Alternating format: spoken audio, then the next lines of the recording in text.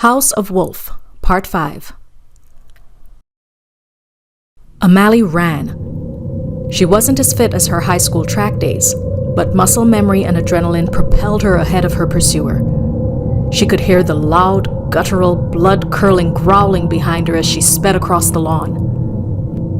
Soon she could see the porch lights and movement of people through the windows. Without thinking, she screamed the first name that came to her mind. "Wolfgang!" How he heard her, she would never know. But suddenly, the front door swung open, and he was silhouetted in the doorway. Even as she felt the lactic acid seizing her muscles, her brain registered that he was carrying something in his hands. A rifle. She ducked and dived, heedless of the gravel, and the air-splitting sound of a shot rang out. Behind her, she heard the skittering of feet on the pathway and an abrupt stop. She scrambled to her feet and turned wildly. Her pursuer was now running in loping gait back towards the denser portion of trees. The night swallowed him. Wolfgang was already at her side and grabbed her arm, making her start. "Are you okay? Did he hurt you?" His gray eyes swept over her, taking in the scratches from the gravel on her face and arms. Her hands had suffered the worst from her dive, and there were bits of gravel embedded in the bloody scratches on her palms. She stared at him dumbly, still too shaken to respond. By now, the others were surrounding her and demanding an explanation. Charlene wrung her hands and bewailed the curse, but Auntie Grace took Amalie into the house and dressed her scratches.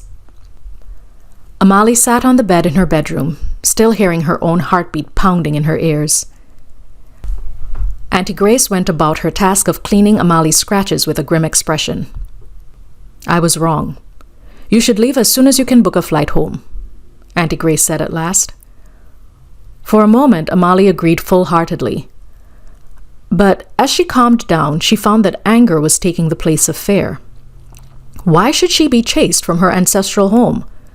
This was her inheritance, after all. Just because she didn't want it didn't mean that she was going to allow anyone to intimidate her. Something else suddenly occurred to her. There was something familiar about that man. His face was distorted, but there was something. I feel like I've seen him before. Amalie struggled to put her impression into words. Auntie Grace looked at her sharply. "You sure it was a man?" she asked. "Of course it was. He was dressed in rags and unkempt, but he was a man, not a werewolf." Amalie gave a weak chuckle. Auntie Grace did not look amused. "You know there is evil in this place," Auntie Grace began, but Amalie was suddenly irritated. "I don't believe in ghosts, werewolves, or a curse, Auntie Grace. There is a logical explanation for everything that's happening here," she said, and at once regretted her harsh tone. Auntie Grace sniffed and curled her upper lip. "You don't know nothing, you're a child," Auntie Grace retorted. Amalie regretted the tension between them. She realized it was just the shock making her snappy. "Wolfgang has a gun," Amalie mused. Auntie Grace grunted. "Why would he need a gun?" "To protect his mother." Auntie Grace packed the supplies into the first aid kit box that Charlene had given them. She gave no further explanation to her cryptic statement, and Amalie realized the conversation was over. She sighed as Auntie Grace hobbled out of her room, and then began replaying the terrifying event in her mind. She tried to set the emotions of the incident aside and allowed her analytical mind to search for clues. She couldn't shake the feeling that she had recognized her attacker. Had it been Wolfgang's reclusive father Klaus? She couldn't be sure. Was attacker the right way to describe the man, though? He had run after her as though hell bent on barreling into her, but had she misread his intentions? He behaved like someone on drugs or out of his mind. Why had he chased her? Her brain ran through unsavory scenarios, but she felt she was missing something key. She reached into her backpack, thankfully that she had the presence of mind to put the journal into it earlier.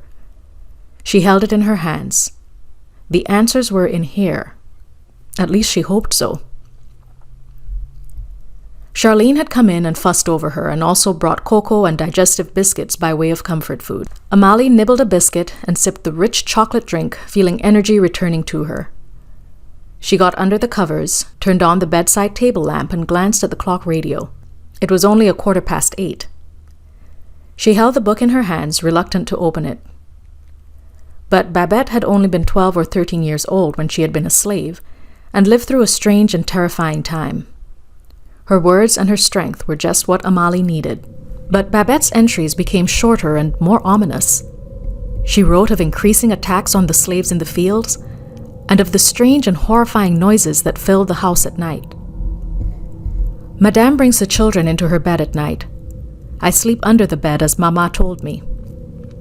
Madame makes me watch the children all day, so I do not go to the kitchen as often. I miss Mama terribly, but I live in the hope that Madame will hire a new secretary and I can return to the village. Madame has told me today that I have a new task to bring meals to Master Lucien's brother, Monsieur Wolfgang, who no one sees. He is said to suffer from a malady which keeps him in bed. I have heard some of the others whisper that he is strangely disfigured and keeps hidden behind a screen. I was happy to be able to return to the kitchen to fetch the food, but Mama was in a terrible state. She embraced me so tightly I could not breathe. She gave me the food, which was covered with another plate, and bid me not to look at it. She told me many things, but I could not hold them in my mind. Amalie paused as she checked the dates of the entries. Babette had written faithfully every day for the year she had been Madame's secretary. However, after this entry, there was a gap of almost 3 months. Amalie frowned. Then her eyes widened with disbelief as she read the next single terse sentence. The plight of this young girl, long dead, twisted her gut and brought hot tears to her eyes. She pushed herself off the bed and yanked open her bedroom door. Her breath came quickly as she tried to get hold of her emotions. At that moment, Auntie Grace and Charlene came out of the dining room chatting, but stopped as they saw her distraught face. "Who did this? Who did this to her?" Amalie blurted out. She handed the book to Charlene, who ignored her outstretched hand. Charlene came up and wiped the tears from Amalie's cheek with her hands. Auntie Grace took the book and held it at arm's distance, squinting. She read the old script aloud with difficulty. "Mama says I am with child." Auntie Grace's eyebrows rose. She turned the book over to look at the old leather cover, then glanced at Charlene. Tears flowed down Amalie's cheeks despite Charlene's fussing. "She was a child herself, Gran. Who did this to her?" Amalie's voice broke. Charlene sighed, and she and Auntie Grace exchanged a look. Auntie Grace was the one who broke the silence. She had a son. The father was Lucien's brother Wolfgang. My side of the family comes down through Babette. Amalie struggled to wrap her mind around their complex family tree. "But you and Gran have the same father. So your parents were cousins?" She looked at them helplessly. "There's no point thinking about these things. It's in the past," Auntie Grace said firmly. Amalie held out her hand for the journal, but Auntie Grace clasped it to her ample bosom. "Go and get some rest, child. I don't know why you're filling up her head with this old story, Char. It's not helping anybody."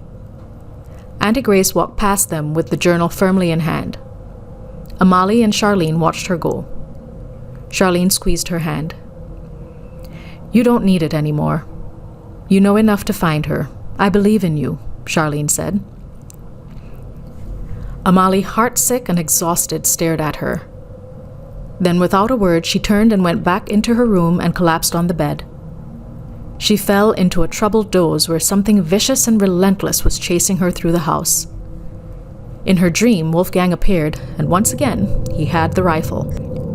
Amalie jerked out of sleep and sat up abruptly. There it was, the thing that had been niggling at the corners of her mind. When her cousin fired the shot that scared off her pursuer, he had been aiming at her.